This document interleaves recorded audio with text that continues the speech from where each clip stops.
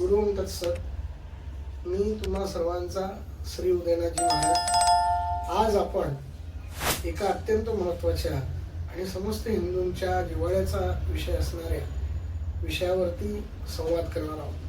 तर आजचा विषय आहे शिवचरित्राचे अध्ययन, अध्यापन, वाचन कसे करावे.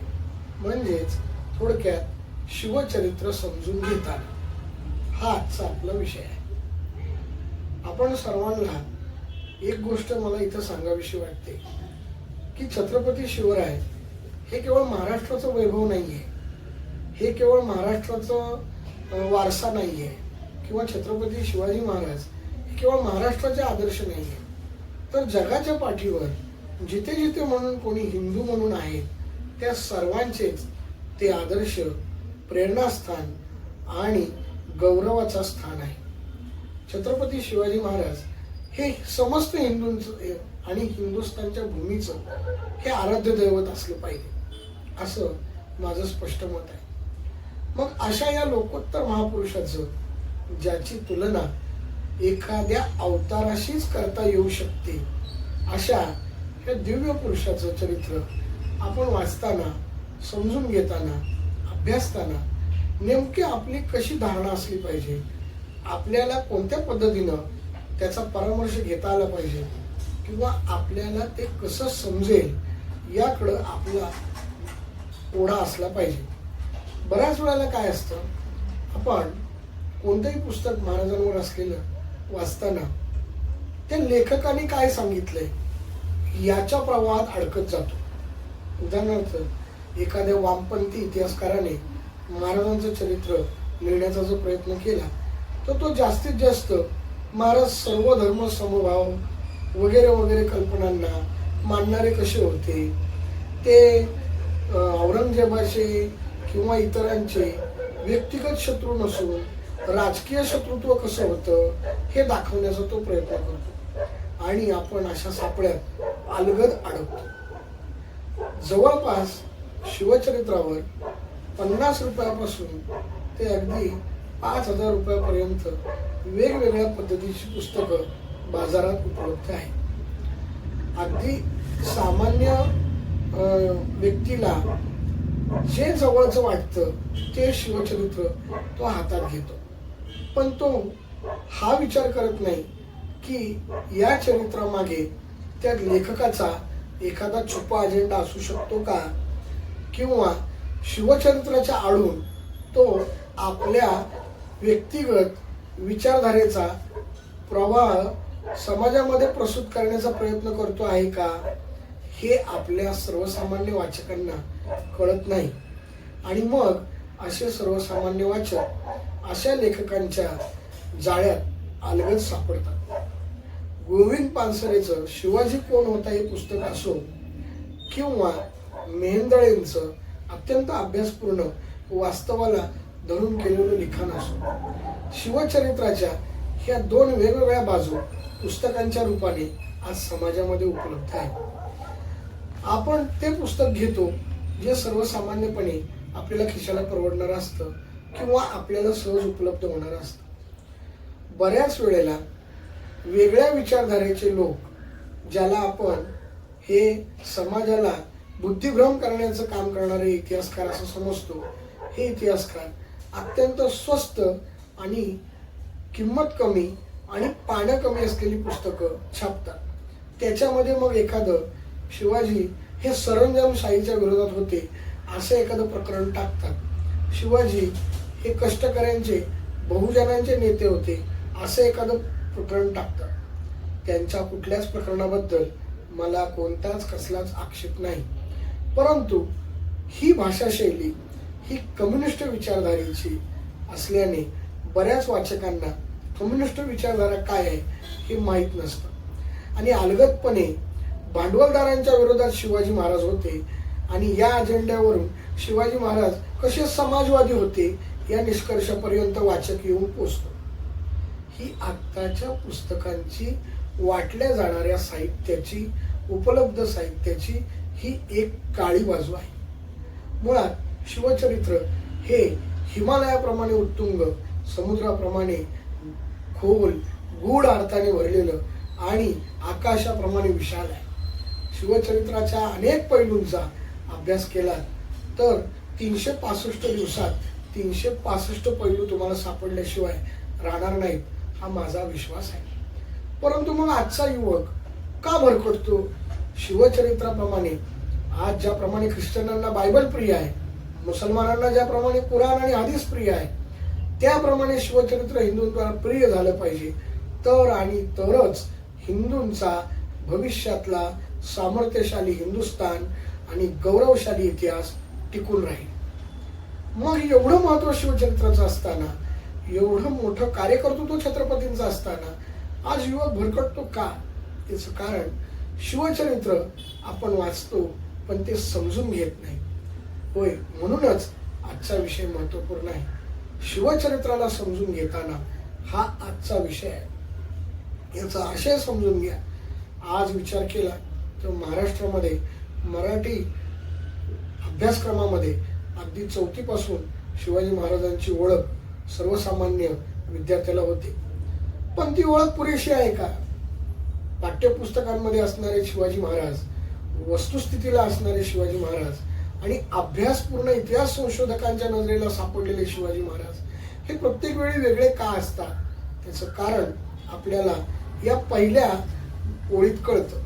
ते म्हणजे शिवचरित्र लिहिणारा लेखक ज्या विचारधारेचा आहे त्या विचारधारेचे महाराज कसे होते हे दाखवण्याचा तो त्या पुस्तकात जीव तोडून प्रयत्न करतो.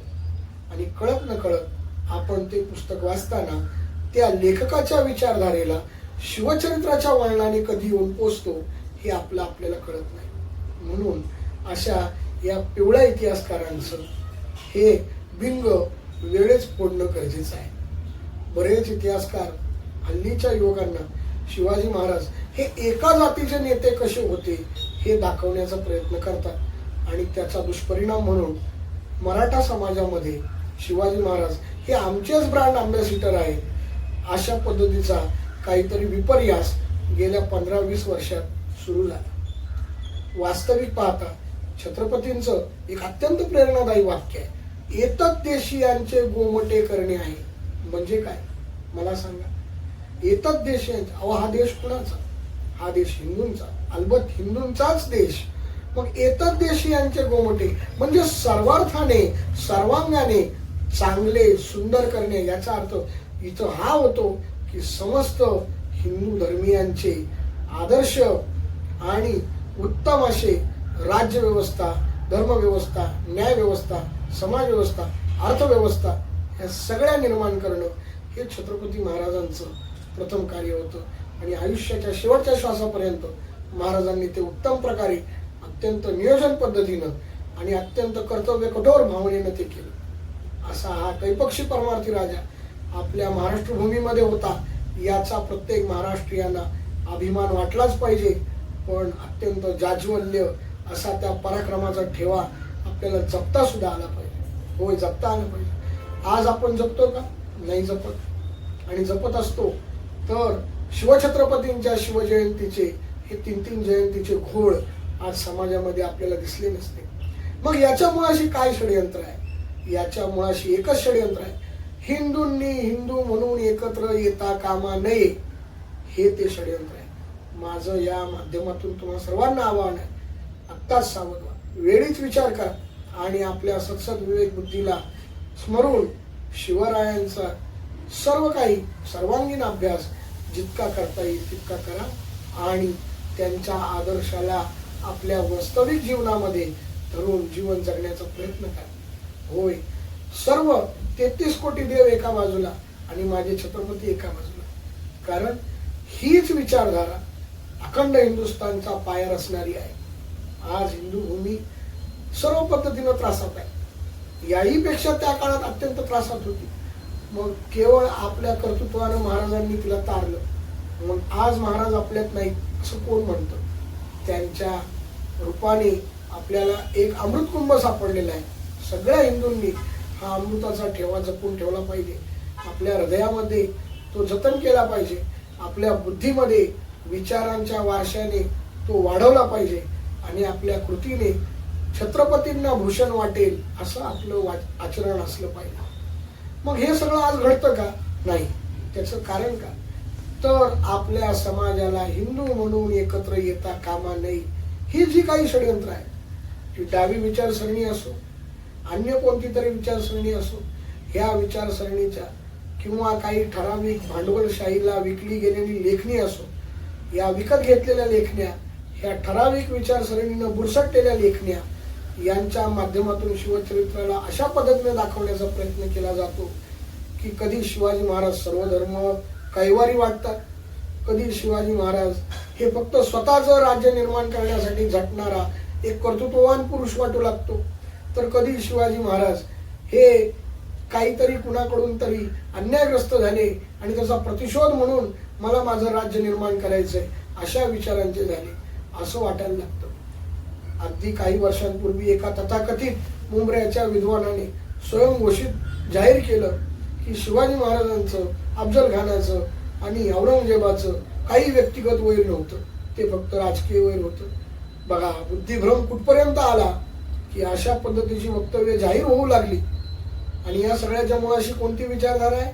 होय, मी पुन्हा सांगतो, गेली 25 वर्ष नव्हे तर गेली 100-125 वर्ष ही विकृत विचारधारा, ही विकृत विचारसरणी वेगवेगळ्या लेखांच्या रूपाने, वेगवेगळ्या लेखकांच्या लेखणीच्या माध्यमातून पसरवली जाते. आणि तिचा हेतू एकच, शिवचरित्र कळलं तर हिंदू हा हिंदू म्हणून जागा होईल, हिंदू हा हिंदू म्हणून एकवटेल, हिंदू हा हिंदुस्थानचा, अखंड हिंदुस्थानचा कैवारी म्हणून उभा ठाकेल.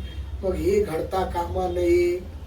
मग काय करा? सहज सोपं माध्यम, जे जे तुमचे आदर्श आहेत त्या त्या तुमच्या आदर्शांना खिंडार पाडा आणि मग याचाच एक प्रयत्न म्हणून शिवचरित्राला वेगवेगळ्या पद्धतीनं सादर करण्याचा एक प्रकारचा डाव, एक प्रकारचं षडयंत्र हे व्यापक प्रमाणात सुरू झालं. केवळ मराठीतच नव्हे, बंगालीमध्ये, कन्नडमध्ये, ओरियाई, ओडिशी, पंजाबी, वेगवेगळ्या भाषांमध्ये शिवचरित्राला या पद्धतीनं प्रेझेंट केलं जाऊ लागलं, या पद्धतीनं समाजापुढे मांडण्याचा प्रयत्न करू लागला. कोणता वर्ग? हा विशिष्ट वर्ग, ज्याला हिंदू हा हिंदू म्हणून एकत्र येता कामा नये असं ज्याला मुळापासून वाटतं तो वर्ग. आणि दुर्दैवाने आपल्यातलेच काही हिंदू त्या वर्गामध्ये आहेत.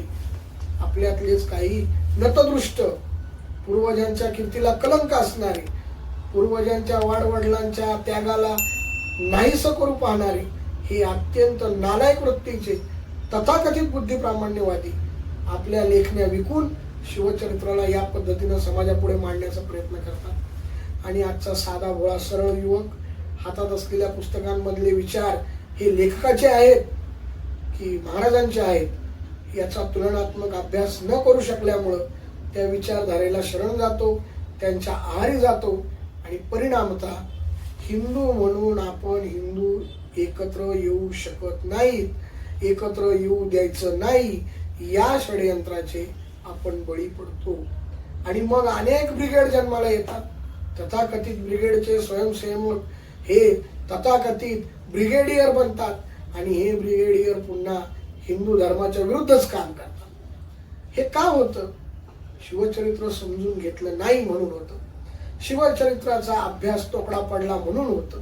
शिवविचार आपल्या हृदयात ज्वलंत नाही म्हणून घडतं. मग आपलं काय असलं पाहिजे कर्तृत्व? आपलं कर्तृत्व सगळ्यात प्रथम हे असलं पाहिजे, शिवचरित्र समजून घेता आले पाहिजे. शिवचरित्र समजून घेता आले पाहिजे. होय, शिवचरित्र एकदा तुम्ही समजून घेतलं तर या बुद्धिप्रामाण्यवाद्यांचे जे हे टाकलेले डाव आहेत फटाफटा तुटून पडतील. ज्याप्रमाणे एखाद्या व्यक्तीला एखाद्या कुलपाची चावी माहीत असल्यानंतर तो अत्यंत निश्चिंत असतो. त्याला माहीत असतं की माझ्याकडे असलेल्या चावीने हे कुलूप मी उघडणार आहे. ज्याप्रमाणे एखाद्या तिजोरीचा पासवर्ड माहीत असलेल्या व्यक्तीला निश्चिंतता असते. त्याला माहीत असतं तुम्ही काही आयडिया लढवा, आय नो दॅट पासवर्ड, मला तो पासवर्ड माहीत आहे. त्यामुळे तो निश्चिंत असतो की ज्या पासवर्डने ती तिजोरी उघडणार आहे तो पासवर्ड त्याला माहीत असतो, मग तो निश्चिंत होतो. तसं आपल्या एकदा कळलं, आपल्याला एकदा समजलं, माझ्या हिंदू युवकाला एकदा कळलं की शिवचरित्र समजून घेतानाचा पासवर्ड काय आहे, आणि हा पासवर्ड जर त्याच्या मेंदूत पक्का ठसला तर मग मात्र उद्याचं हिंदूंचं भविष्य निश्चिंत आहे. म्हणून हिंदू म्हणून आपल्याला राहायचं असेल, अखंड हिंदुस्थान आपल्याला पुन्हा उभा करायचा असेल तर आपल्याला शिवचरित्र समजून घेता आले पाहिजे. शिवचरित्राचा पासवर्ड आपल्याला माहीत असला पाहिजे आणि हाच आजचा आपला विषय आहे. शिवचरित्र समजून घेताना सगळ्यात पहिल्यांदा आपल्याला एक ओळखायचं आहे, लेखकाची विचारसरणी काय आहे, लेखक किती निष्पक्षपाती आहे, लेखक कोणत्या विचारधारेच्या चळवळीशी बांधील आहे.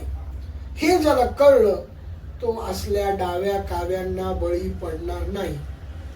पण सामान्य युवकाला ज्याला हे डावे कावे माहीत नाहीत असा युवकाने ते शिवचरित्र कसे ओळखायचे, फसवे आणि लबाड शिवचरित्र कसे ओळखायचे किंवा शिवचरित्र कसे समजून घ्यायचे, मी तुम्हाला सांगतो.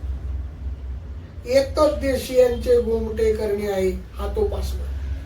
हिंदूंचे, हिंदुस्थानचे, हिंदू भूमीचे पावित्र्य अबाधित राखणे, हिंदुत्व वाढवणे, हिंदुत्व रुजवणे, हिंदुत्वामध्ये जे जे काही परकीय आहे ते सगळे मुळापासून उकळून टाकणे, हाच ज्या दिव्य पुरुषाचा जीवन मंत्र होता. हिंदू भूमीला गुलामगिरीतून मुक्त करणे हा ज्या दिव्य पुरुषाचा जीवन मंत्र होता. हे यवनी आक्रमण नष्ट करणे, एतद्देशीयांचे स्वतंत्र राज्य उभं करणे हा ज्या व्यक्तीचा जीवन ध्येय होता. अशा समस्त हिंदूंना लालांभूत असलेल्या शिवछत्रपतींचा हा जो काही आदर्श आहे तोच पासवर्ड आहे. नाही लक्षात आलं? हिंदुत्व हाच पासवर्ड आहे. आज आपण जो शब्द वापरतो हिंदुत्व, हिंदू धर्म, हिंदुस्थान, याचा जनक कोण आहे माहिती आहे का तुम्हाला? नाही लक्षात आलं? या सर्वाचे जनक अर्थात आपले महाराजच आहेत. कारण जर महाराज नसते तर बजाजी निंबाळकराला पुन्हा हिंदू धर्मात आणलं नसतं, मोडलेली मंदिरं पुन्हा उभी केली नसती, औरंगजेबासारख्या एक क्षत्रिय साम्राज्यकर्त्याला हादरवून सोडणारी भाषा वापरून एका पत्राने काशी मधला जिझिया कर थांबवला नसता. या सर्वाची मुळाशी असलेला एकच पासवर्ड आहे हिंदुत्व, आणि तोच आपल्याला समजून घ्यायचा आहे. हा हिंदुत्वाचा पासवर्ड आपल्याला एकदा कळला की शिवचरित्र समजून घेणं अत्यंत सोपं जातं. छत्रपती शिवरायांच्या जन्माच्या आधीचा कालखंड, छत्रपती शिवरायांच्या जन्मापासून हिंदवी स्वराज्याचं सार्वभौम सिंहासन रायगडावर निर्माण करेपर्यंतचा कालखंड आणि त्यानंतर पुढची 60 वर्ष, ही जर 3 कालखंड आपल्याला अभ्यासता आले तर हिंदू म्हणून एकत्र येणं सर्वात सोपं जाईल. जगाच्या इतिहासाला कोडं पडावं, जगाच्या इतिहासाने आश्चर्याने तोंडात बोट घालावं असं साहस, अशी दुर्दम्य इच्छाशक्ती ज्या महापुरुषाच्या ठाई होतं, असं कार्यकर्तृत्व ज्या महापुरुषाच्या ठाई होतं, त्या राष्ट्रपुरुषाचं स्मरण हेच आपल्या हिंदूंचं जीवित कर्तव्य असले पाहिजे. त्या राष्ट्रपुरुषाचं आपल्या आचरणामध्ये असलेली विचारधारा जोपासणं हेच आपलं पहिलं कर्तव्य असलं पाहिजे. छत्रपतींची विचारधारा जोपासली असती तर 14 ऑगस्टला पाकिस्तान जन्माला आला नसता. लक्षात ठेवा, इतिहासामध्ये आपण चुका केल्या, भविष्यात चुका करायच्या नाही. आपल्याला परमादर्श असणारा हा छत्रपती शिवरायांचा हा जो काही महाग्रंथ शिवचरित्राच्या रूपाने आपल्याला मिळालेला आहे तो आपण जतन केला पाहिजे. त्याचा पासवर्ड हिंदुत्व आपल्या मन, बुद्धी आणि मनगटामध्ये जिवंत ठेवता आला पाहिजे. तर आपलं राष्ट्र हे जगाला आदर्श होईल, अखंड हिंदुस्थान पुन्हा उभा राहील आणि प्रत्येक युवक कोणत्याही षडयंत्राखाली न जाता हिंदू हिंदू म्हणून एकवटेल. होय, हेच जीवित करतो आणि हीच आदर्श विचारधारा. शिवाजी महाराजांना 4-5 घटनांमध्ये बंदिस्त करणे हे शिवचरित्र नाही. शिवाजी महाराजांना 4-5 कार्य घटनांमध्ये प्रेझेंट करणं हे शिवचरित्र नाही. आता कुठलंही पुस्तक घ्या, 4-5 गोष्टी, तोरणा जिंकला, पुरंदरचा तह झाला, शाहिस्तेखानाची बोटं छाटली, अफजलाचा कोथळा निघाला, आग्र्यावरून सुटले, एवढंच शिवचरित्र आहे का? नाही. 18 पगड जाती एकत्र करून त्यांना हिंदुत्वाच्या भगव्या झेंड्याखाली आणणारं परम राष्ट्र कर्तव्य ह्या महापुरुषाने केलं. त्याच्या आधी बघा महाराष्ट्रामध्ये 230 स्वयंघोषित राजे संस्थान होती. किती? 230. म्हणजे विचार करा, 5 शाह्या वेगळ्या, हे स्वयंघोषित राजमान्य राजश्री वेगळे, यांचे वरवंटे वेगळे, आणि सर्वसामान्य शेतकरी, कष्टकरी, सर्वसामान्य हिंदू समाज अत्यंत हालाकीचं, कष्टाचं, दुर्दैवाचं जीवन जगत होता. आणि महाराजांच्या पदस्पर्शाने ही भूमी पावन झाली आणि समस्त हिंदूंचं भाग्य उजाळले. समस्त पृथ्वीवरती 5 पातशाह्यांना पायाखाली धरून स्वराज्याचा भगवा रायगडावर डौलाने फडकवला. हे कार्यकर्तृत्व म्हणजे शिवचरित्र. आज दुर्दैवाने यावर विचार केला जात नाही. आज दुर्दैवाने यावर बोललं जात नाही. शिवजयंतीच्या व्याख्यानांमध्ये आणखीन कुठल्या तरी पाटलिनीचा डान्स कसा बसवायचा त्यासाठी वर्गण्या काढल्या जातात, त्याच्यामध्ये रेस लागली जाते. ह्या अशा गोष्टींमुळे युवक पुन्हा एकदा भरकटला आहे. आपल्या पूर्वजांचं हे जीवित कर्तव्य होतं का? ज्या शिवछत्रपतींनी एतद्देशीयांचे गोमटे करणे आहे, ही हिंदवी स्वराज्य आहे, ही तो श्रींची इच्छा आहे, हे जीवन मंत्र ज्यांना दिले, या जीवन मंत्राचा अनुसरण करून पानिपतावर 1.25 लाख योद्ध्यांनी आपल्या प्राणांचं बलिदान दिलं आणि अब्दालीला तिथेच रोखून ठेवला. हा जीवन मंत्र त्यांना कळला, आपल्या पूर्वजांना कळला. आपल्याला का कळू नये? आज विचार करा, आजची परिस्थिती काय आहे. आज आपल्याकडे अशी परिस्थिती आहे की भारत तेरे तुकडे होंगे इंशाअल्लाह इंशाअल्लाह अशा जाहीर घोषणा दिल्या जातात आणि आपण कपाळकरंटे हिंदू, षंड, नाकर्ते, निर्लज्ज, नालायक हिंदू, बिलकुल नालायक. पूर्वजांची कीर्ती, पूर्वजांचं सामर्थ्य, पूर्वजांचं बलिदान हे जगाने आश्चर्याने तोंडात बोट घालावं असं असून आपण हातबलपणे ऐकतो, पाहतो आणि एकाच विचाराने झपाटले जातो. तो विचार म्हणजे मला काय त्याचे. हा मला काय त्याचे विचार तोडून टाकणारा जीवन मंत्र म्हणजे छत्रपती शिवाजी महाराजांचे चरित्र. म्हणून युवकांनी या चरित्राकडे वेगळ्या दृष्टिकोनानं, म्हणजे एतद्देशीयांचे गोमटे करणे आहे, या उद्देशानं पाहायला शिकलं पाहिजे. इतर सर्व शिवचरित्र फेकून द्या, ती डोक्यातून काढून टाका. शिवचरित्र समजून घेताना शिवरायांच्या आधीची परिस्थिती, जन्माआधीची परिस्थिती, शिवकालीन परिस्थिती आणि महाराजांच्या प्रयाणानंतरची पुढची 60 वर्षे डोळ्यासमोर ठेवा.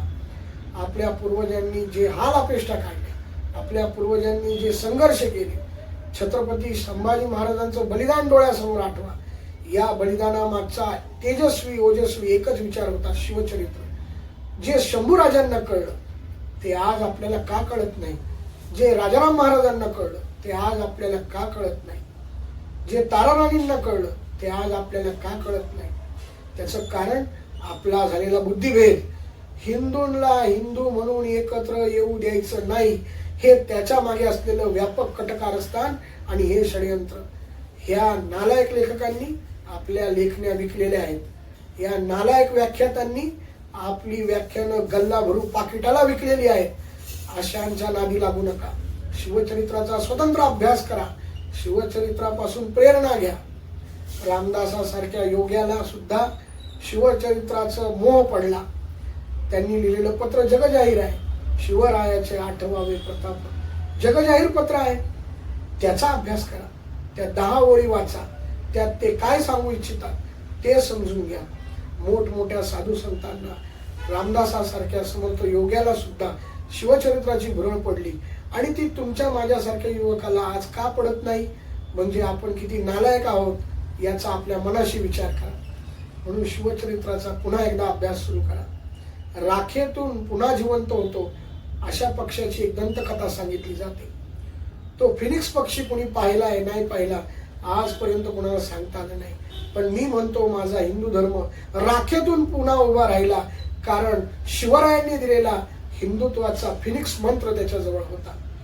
जे राष्ट्र स्वतःचा स्वाभिमान हरवून बसले होते, जे राष्ट्र म्हणून स्वतःची ओळख विसरले होते, जो धर्म म्हणून अस्तित्व लयाला जात होते, अशा वेळी महाराजांच्या चरण स्पर्शाने एक ज्याप्रमाणे निखाऱ्यावर फुंकर मारावे आणि अग्नी प्रकट व्हावा तसा पुन्हा हिंदुत्वाचा जयघोष निर्माण झाला. आणि ही भगवी पताका पुढच्या 60 वर्षामध्ये अटक ते कटक पर्यंत पसरली. अहत तांजावर ते तहत पेशावर हा अवघा मुलूक आपला झाला, हा तेजस्वी विचार, हा राष्ट्र विचार शिवचरित्रातून आपल्याला कळला पाहिजे. तरच ते शिवचरित्र वाचलं आणि त्या वाचनाला अर्थ आहे. अन्यथा तुमच्या मेंदूमध्ये आणि सडक्या डाव्या विचाराच्या मेंदूमध्ये काही अर्थ राहिलेला नाही, त्याच्यामध्ये काही तुलना होऊ शकत नाही, त्याच्यामध्ये काही फरक राहिलेला नाही. म्हणून या चौकटीतून बाहेर पडा. या 4 घटना म्हणजे शिवराय नव्हे, शिवरायांचं कार्यकर्तृत्व, शिवरायांचे कैसे बोलणे, शिवरायांचे कैसे चालणे, शिवरायांचे तैसेची सलगी देणे. अरे याचा अर्थ काय? आपला प्राण सुद्धा त्याच्यावरून वाळून टाकावा अशी माणसं तयार झाली, असे सवंगडी निर्माण झाली. जगाच्या इतिहासात पुन्हा दुसरं उदाहरण नाही. हसत हसत पालखीत, आता मी मरणार आहे माहीत असून सुद्धा मृत्यूला आनंदाने कवटाळणारा, अरे मी मरताना शिवा काशीद म्हणून नाही मरणार तर शिवाजी राजा म्हणून मरणार, हे आनंदाने मृत्यूला सामोरा जाणारा हा शिवा काशीद आठवा. पुरंदरच्या किल्ल्यावरती प्राणपणाने लढणारा दिलेर खानाने तुला किती पाहिजेत सुवर्ण मुद्रा असं विचारून माझं मोल हे स्वराज्य आहे असं ठणकावून सांगणारा मुरारबाजी आठवा. एवढंच काय की प्रत्यक्ष औरंगजेबाच्या क्रूर कर्म औरंगजेबाच्या छळ छावणीमध्ये रोज मरणप्राय यातना स्वीकारून सुद्धा माझा धर्म हा स्वधर्म सर्वश्रेष्ठ आहे असं ठणकावून सांगणारे शंभूराजे आठवा. या सर्वांच्या मुळाशी काय प्रेरणा होती? शिवचरित्र. होय, शिवचरित्रच ती प्रेरणा आहे. आणि आज आपल्याला ते उपलब्ध असून सुद्धा आपण भरकटतोय. आज होणारी धर्मांतर बघा, नोकरीच्या निमित्ताने, राशनच्या निमित्ताने, औषध उपचाराच्या निमित्ताने. अरे काय तुमचा धर्म एवढा स्वस्त आहे का? मग शंभूराजांनी जे बलिदान केलं ते कशासाठी होतं? मग मुरारबाजीनं जे मरण यातना स्वीकारल्या त्या कशासाठी होत्या? बाजी प्रभूंच्या देहाची चाळण झाली ती कशासाठी होती? शिवा काशीदानं हसत हसत मृत्यूला कवटाळलं ते कशासाठी होतं? आपल्या हृदयाला प्रश्न पडू द्या. त्या मुळाशी एकच प्रेरणा होती, एतद्देशीयांचे गोमटे करणे आहे. हे हिंदवी स्वराज्य आहे, ही हिंदू भूमी आहे, ती राखणं आपलं कर्तव्य आहे. हे त्या सर्वांच्या मुळाशी होतं. म्हणून आज मी तुम्हाला हा एक संदेश देतो, शिवचरित्र समजून घेताना या सर्व बाबींचा विचार करा. आणि या बाबी ज्या चरित्रात आढळत नाही फेकून द्या ती पुस्तकं, टाकून द्या तो विचार आणि शिवविचार कवटाळा. जो शंभूराजांना कळला, जो शिवा काशीदाला कळला, जो रामदासासारख्या तपस्व्याला कळला, जो तुकारामासारख्या सर्वश्रेष्ठ तत्वज्ञानी अमर अजरामर जगद्गुरूला कळला, तो शिवविचार समजून घ्या आणि त्या शिवविचाराचे पाईक व्हा.